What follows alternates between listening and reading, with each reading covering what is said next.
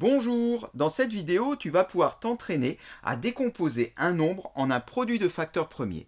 Alors si jamais cet exercice te pose des difficultés, tu pourras à tout moment cliquer sur le lien ici qui te mènera vers une autre vidéo où tout te sera expliqué bien plus en détail. Ici, on va aller un peu plus vite dans la correction.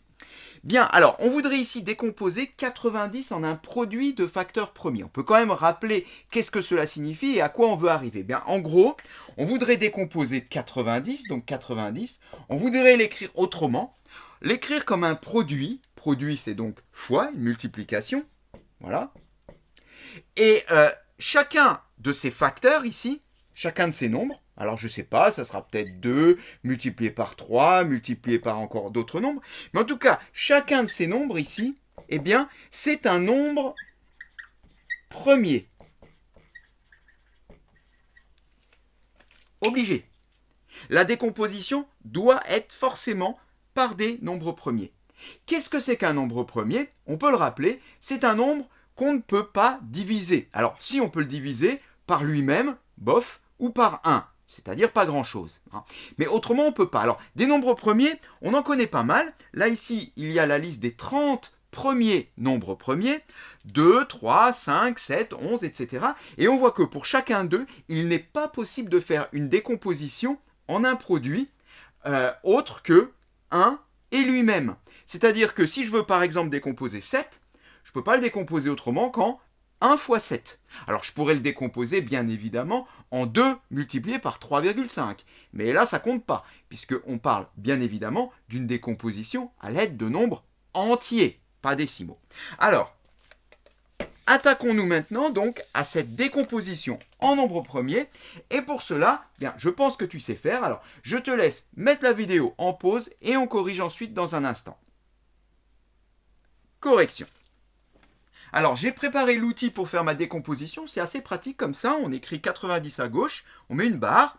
Et puis, au fur et à mesure, on va diviser par tous les nombres premiers de cette liste tant que c'est possible.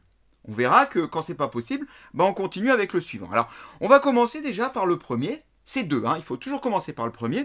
Et donc, je vais diviser 90 par 2. Alors, j'écris ici 2, puisque je divise par 2. Et je fais la division. 90 divisé par 2, c'est facile, ça fait 45.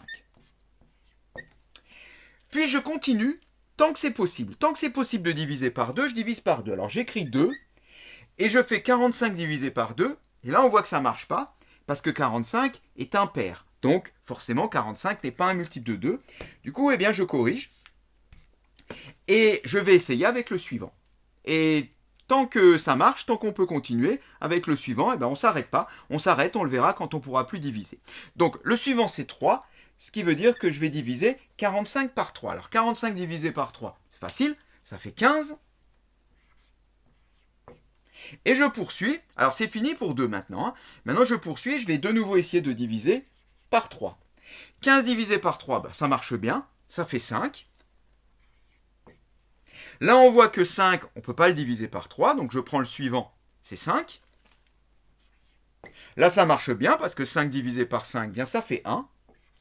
Et là, on a compris que c'est fini puisqu'on arrive à 1. Donc on ne va plus pouvoir diviser, eh bien on a notre décomposition sous les yeux. C'est très facile, elle est ici. Il suffit de la recopier.